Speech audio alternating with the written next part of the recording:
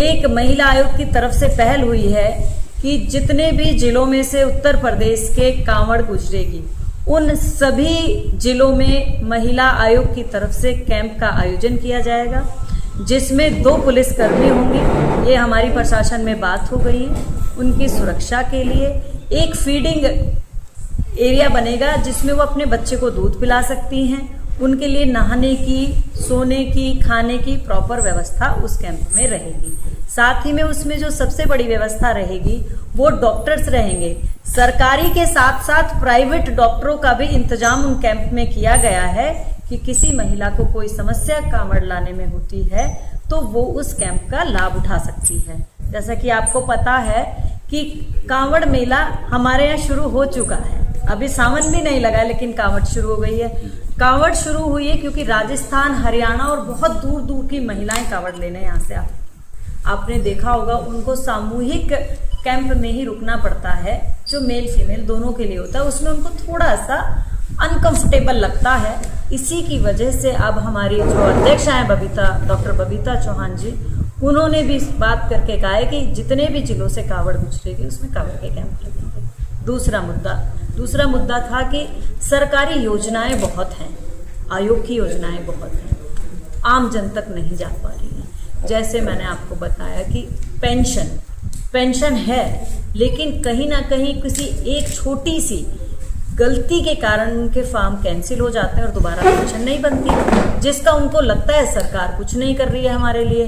तो उसके लिए हमने आयोजन किया है हर ब्लॉक स्तर पे पहले, उसके बाद ग्राम स्तर पे एक इस तरीके के पूरे अधिकारियों का एक वहाँ पर कॉन्फ्रेंस रखी जाएगी, पूरे गांव को बुलाया जाएगा और जो भी उनकी समस्या उसका निस्तारण वहीं किया जाएगा जहाँ पर वो लोग बैठेंगे, ना कि उन्हें बार बार आना पड़ेगा। जैसे खादी ग्रामोद्योग की तरफ से एक ODOP, 1 डिस्ट्रिक्ट 1 प्रोडक्ट और विश्वकर्मा, 2 ऐसी योजनाएं हैं महिलाओं के लिए, हैं तो पुरुषों के लिए भी, लेकिन मैं कहूँगी महिलाओं के लिए हैं, जिनमें 10 दिन का प्रशिक्षण होता है। उसमें आप देखिए कि उसका भी आने जाने का भत्ता सरकार देती है। टूल किट उन्होंने मान लीजिए जिस भी उसमें किया है, किसी ने मोची में किया है, किसी ने सुनार में किया है, किसी ने टेलर में किया है, उसकी टूल किट भी उनको फ्री मिलती है। और जो उनको एक प्रमाण पत्र मिलता है, उस प्रमाण पत्र पे उनको सबसे बड़ा फायदा क्या होता है कि उस प्रमाण पत्र से उनको लोन मिल जाता है।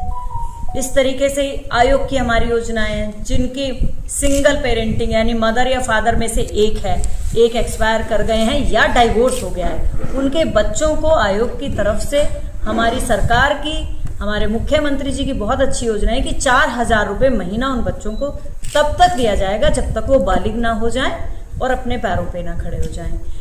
पेंशन आपको पता ही है कितनी तरह की हमारे यहाँ है। साथ में डॉक्टरों के कैंप जो आयोजन पहले से चलता आ रहा है, लेकिन उसका होता क्या है, प्रचार प्रसार इतना कम है कि उसकी वजह से आमजन वहां पहुंच ही नहीं पाता। उनको पता ही तब चलता है जब कैंप वाले उठ के भी चले जाते हैं। तो मैं आप लोगों से कहूंगी, अब जब भी कैंप लगेंगे कम से कम 3 दिन पहले से पूरे होर्डिंग, पोस्टर, बैनर लगेंगे, जिससे कि हर व्यक्ति उसका लाभ ले सके। एक्शन की तो पुलिस प्रशासन समय से एक्शन लेकर के उनके खिलाफ पूरी तरीके से कार्रवाई करता है। बाकी जिस भी स्तर से कार्रवाई तो अच्छी होती है, लेकिन वही है कि मानसिकता जब मैडम मेडिकल कॉलेज जैसे बड़े संस्थान में दुष्कर्म की शिकार हो रही है किशोरी, इस पे क्या मतलब महिला आयोग ने क्या संज्ञान लिया है? देखिए, वो मैंने अभी कहा एक्सीडेंटल वो प्रकरण था, ऐसा नहीं है कि वहाँ आए दिन ऐसा होता हो। ये सब एक्सीडेंटल प्रकरण होता है। संज्ञान क्या लिया गया? नहीं, उस पे रिपोर्ट मांगी गई है आयोग द्वारा। उसमें बल्कि हमारा उत्तर प्रदेश ही नहीं, हमारा नेशनल लेवल से भी आयोग उसमें इन्वॉल्वमेंट ले रहा है और उस पे सख्त से सख्त कार्रवाई होगी। जो भी लोग उसमें लिप्त होंगे उन लोगों के खिलाफ अच्छी कार्रवाई होगी। मैडम पहले मुस्कान, फिर सोनम और ऐसी कई चीजें आप देख रहे हैं सोशल मीडिया पर वायरल हो रही हैं, इनको लेकर क्या करें? सोशल मीडिया पे ये जो महिलाओं ने किया यही वायरल क्यों होता है? जो आए दिन पुरुष कर रहे हैं वो वायरल क्यों नहीं होता है?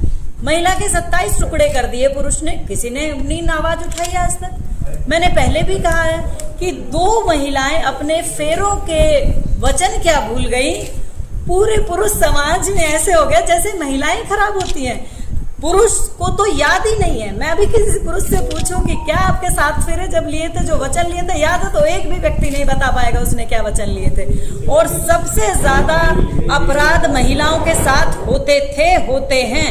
आज भी पुरुषों के साथ कोई अपराध नहीं। महिला आयोग में हमारे उत्तर प्रदेश में डेली के 300-350 मामले आते हैं लखनऊ में, महिलाओं के अपराध संबंधी।